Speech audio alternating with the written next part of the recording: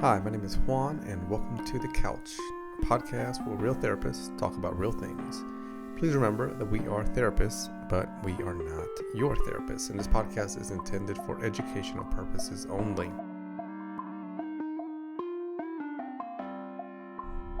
How did you like the last episode? We talked about deep relationships, transactional relationships. My hope is that both in a way serve a purpose, right? There's spaces for them. You may have that pickleball coach and it's a transactional relationship. Nothing wrong with that. You go, you get your pickleball lesson, right? Don't roll an ankle. Here's something random. I got some pickleball buddies and I've been getting into it. It seems like, and maybe it's just I'm getting older, it seems like people are getting injured out there. I had a good friend of mine, and first I think it was his ankle, something happened around there. Another buddy, it was a shoulder, and I'm like, what is going on out here in the pickleball space? Bit of a tangent. Appreciate you rolling with me. So, there's spaces for transactional relationships, and there's spaces for deep relationships, right? And those deep ones, they get us hungry, don't they? You have those days that you're like, God, I don't feel seen, I don't feel heard. I just need to talk to that one person, right? And it could be that girlfriend that you can just sit with and there's no judgment, right? Other than don't drink all the wine, leave a little bit for me, please. Come on now. It's my favorite wine, share it. Or, you're hanging out with a guy and says, what's going on? I got some things to get off my chest, man. Well, come over. Sit outside the deck, have a cold beer. You're probably thinking, man, is everything about alcohol? No. Safety first, right? So today's episode, we're going to keep rolling from the first one. I want to ask you something. Have you ever noticed, you listening, that relationships can feel, what's the word, exhausting, emotionally exhausting, even when you deeply care about someone? What do you think about that? And I when I think about that, I go, well, that don't make no sense. If I deeply care about somebody, like I deeply care about a friend, my spouse, blank person, why should I feel exhausted? I throw it out to you, just be one of those questions that lands, and we're going to see where we're going to take it. So maybe you overthink text messages, you pull away when things get a little too serious, right? Or it could be a constant fear of being abandoned, right? All those can come together to have that feeling of being emotionally exhausted. So a lot of this may not be about the current relationship at all, right? It could be something related to someone else. And that something else, that's what we're going to talk about. That term, instead of using something else, we're going to give it a nice clinical term, attachment style. If you're new to that term, roll with me. We're going to dig into it. If you've heard of it before, I would love if you would just take a little step back and just walk with me in this conversation, if you will. So I started with, sometimes, relationships can make us feel emotionally exhausted. And it could be due to our attachment style, right? And that's why I asked you in the beginning, have you been in a relationship where you felt emotionally exhausted? And then you ask yourself, and you're like, well, damn, why am I emotionally exhausted with someone that I love and care about? It doesn't make any sense, does it? It's not. Where's the logic in that? I love you and care about you. Why am I emotionally exhausted? How do those things even go together? Well, it's because of that term, attachment style. Attachment styles, they develop early in life, right? And it's literally what you're thinking, how you attach to somebody else. They develop early from relational experiences, right? And these relational experiences that we see in others, it could be what we see in our parents and in the community and so forth, they shape, right? They shape trust, how you build trust with others. They shape how you build safety, right? More importantly, emotional safety with others. They shape how you address issues and conflict. It shapes communication, how you interact, how you live in that space. It shapes vulnerability. When you're able to put your walls down, all of that is shaped by those early relational experiences of attachment. It's why relationships, my friend, I'm getting excited here, is how relationships are beautiful and complicated. You can love the person right next to you and be completely annoyed by them. And you're like, how do these things exist? Well, a lot of that has to do with the shaping experience. Right? Attachment, and I remember a client asked me this, if attachment is about romance. I think attachment isn't just romantic, right? It could be romantic, meaning like, and I worded that poorly. So what they brought up is attachment something that just happens in romantic relationships? And no, right? Attachment can be shaped early in life through all sorts of relationships. And you and me and all of us, we can build attachment with other types of relationships. You can have attachment with friends. Parenting attachment can take place. Colleagues at work, you can build attachment there. Family dynamic, right, with siblings. Keep this in mind. Attachment styles can often be a survival strategy, right, that we can use in a sense of protection. Kind of exploring that. Let's say that you have an attachment style that you just, you're a little bit avoidant of certain things. Or maybe those things have to do with commitment because of certain experiences you went through. So you keep people at arm's length.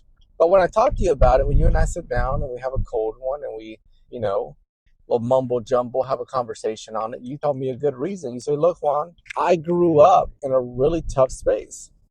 And because of that, I am where I am. So I keep people at a distance. So then I would say, okay, it sounds like maybe this came from a place of survival and you're trying to protect yourself emotionally. And you'd say, yeah, that's exactly right. I'd say, cool, that makes sense. Right? We're not judging it. We're understanding it. We're curious about it. There's 4 main types of attachment. And this podcast episode and many of the ones that I do would be extremely long. And I think at some point it would just go to the degree of, hey, this is just too much. I build the podcast episodes as nuggets, mental nuggets. Take these nuggets with you. And if you enjoy any of them, including this episode, talk to your counselor about it, right? See if you can dig a little bit further on that topic. So there are different attachment styles. One of them is called secure attachment. An example of this could be, I care about you, right? I'm sitting there with you and I say, I care about you. But I also maintain, my sense of self. I am me. I'm still me. I'm authentic. My identity. I keep my boundaries. What happens with secure attachment is that I don't lose myself. I'm still Juan. A little one-on-one. That's what my kids say these days. They're like, Dad, anybody ever, you growing up, say one-on-one? I look at them and give them that look. Now, I went on a tangent again, didn't I? A little side note, if you didn't know this, I have the capitals ADHD. So that's where I sometimes go on little tangents here or there. Now I hope you enjoy them because I certainly do. So this attachment is called secure attachment, and I gave you an example of it. It's where you show up in a relationship and you're connected, you're caring about this person while still upholding you. Right? You still are you. You hold your identity. You don't lose yourself. You hold your boundaries. Signs of a secure attachment. You're able to say, you know what? I'm able to trust. There's healthy communication. Another really powerful sign of secure attachment, regulate. I can regulate my emotions. And here's one of the ones I really think really sticks out. There's this comfort with closeness. Now look, secure attachment, it doesn't mean perfection, right? It means that having a relationship, right, is doable, manageable. Like you can go in there and you could do a good job in a relationship. You know why? Because when you're in a relationship and you have your identity and you have your boundaries and you care about the other person and there's healthy closeness and healthy trust and healthy communication and emotional regulation, well, you know what, my friend? You're able to repair. Right? When there are tears in your relationships, whether small or big, you're able to repair. When there's loudness and conflict, you're able to communicate. You're able to build, sustain, develop emotional safety. The next attachment style is called anxious attachment. Some signs of this one, and you're probably thinking it because of the word anxious. It's a fear, my friend, a fear of abandonment. Don't leave me. If you ever felt this in a relationship, you're grasping for it. It could be that. There's a lot of overthinking, right, that goes with that anxiety. There's a lot of need. I need reassurance, right? It could be like a hunger that you have in there. And then when there's distance, you feel so sensitive to it. You don't like it. And there's this emotional hypervigilance, right? You're just really invested in that area. Some things that you may do, right, to bring out these signs, you may get a call from your partner. They leave a voicemail or they send a text, right? And you're just triple checking it. You may have a conversation with your friend or whoever this person is that you're evaluating this anxious attachment, and you may notice that you are over analyzing. I mean, you're like a forensic, detective on their tone, trying to figure out what's going on with their tone, right? You feel emotionally dependent. Those are some signs, those are some common behaviors. The next one, and it's right in the definition, avoidant attachment. Some signs of avoidant attachment. Emotional distance, right? You create that emotional distance. There's a difficulty in depending on others, right? And sometimes when I work with individuals, it could be this person that they'll tell me, they go, listen, Dr. Santos, I've always been on my own. It's always been me, right? And there's a lot of strength in that. There's a lot of strength in that, you holding it down, you being on your own. Not always, but sometimes what can happen. Remember I shared with you earlier, I said attachment styles, right? They're built through these experiences that we have in life where we see others in relationships, right? And what we learn and what's given to us, if you will. You're a computer, what's downloaded into that system. So someone with avoidant attachment, yeah, they may have a difficulty depending on others. They may pull away when things get hard. When there's that need of vulnerability, like your partner says, "Tell me how you feel." Ooh, that's overwhelming.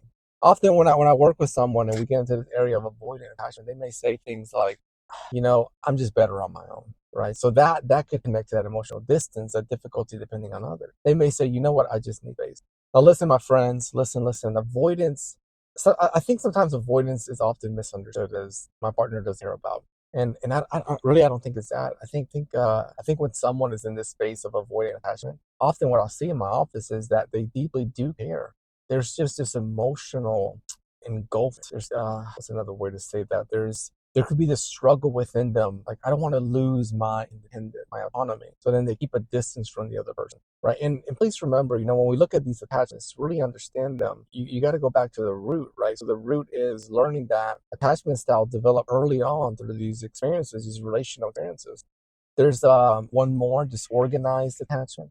Here, you're probably thinking about it, right? This disorganization calls wanting closeness, and I'm afraid of it. I'm nervous of it. It's like a tug of war. It's a push-pull dynamic that goes back and forth. There's highs and lows, often seen in intensity of feeling.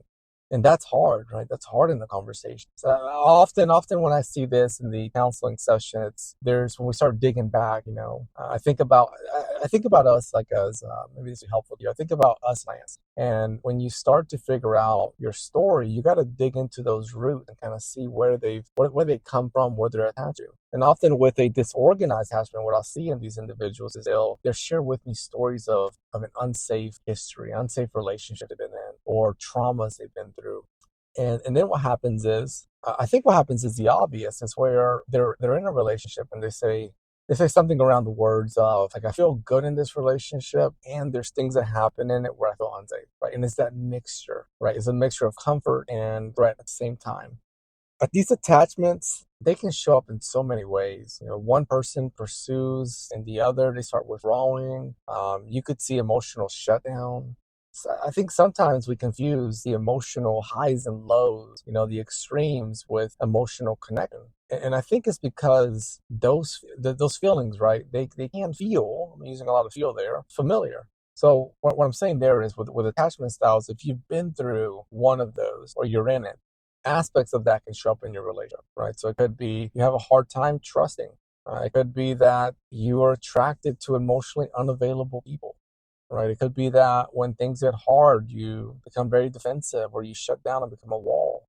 It could be intense jealousy and your partner very, very loyal and consistent, right? They may show you everything.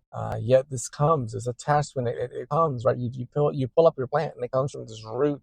And I think it's the work, right? It's the work of healing. And it's hard. I'll be honest with you. It's hard. There's still work that I do today that sometimes I'll avoid it and go, man, I want to dig into some of these things. It's painful. I know that I need to, and I know there's good in it. That's my journey, right? It takes me slowly chipping away. Look at your plant, dig it up, and find a comfort in your journey to slowly chip away. I encourage you to look at the next step, from this episode. Is it bringing this up with your counselor? There's a lot of tools that can be supportive, learning emotional language, communicating thoughts and feelings, emotional regulation, identifying triggers. With that triggers, something that you could start doing is you could ask yourself, what story am I telling myself right now? I think that will help you break down the story and kind of where you're at and where you want to go. Your attachment style, yes, you listening in, it's not your identity. Right? It's really like this thing that took place. We'll call it a thing, and it happened over and over and over. So then it became a pattern. And what's neat about patterns or routines or habits, right? At some point they took place, and we do them over and over. Some good, some not so good, but they can be replaced. Right? It's up to you to look at where you're at in the eyes of compassion, love, and healing. Don't judge yourself. Don't attack yourself. Don't criticize yourself. Start with understanding. Right? Understanding that plant, lift it up, look at the root. If you found this episode helpful, do me a kindness. Go on wherever you're listening, notch in there some good stars. I'll tell you what it does. It helps push this podcast out, get it into the ears of more people. My goal is to create a home base for people. I love when people come into the office, Santos Counseling, and they're receiving care. I also want to create a community. That's something I've been thinking about through the years. A community where people feel safe. And if this podcast could be it, where people are listening in and they feel supported, right? They feel heard, they feel understood, they feel like they're going in the right direction. I think that brings a lot of warmth in my heart, knowing that there's a place that you can go to and look forward to. So yeah, do me that kindness. Leave some stars on there, share the podcast with a good ear. And you know what? I'll keep doing them. I'll keep recording them, and I'll see you in the next episode.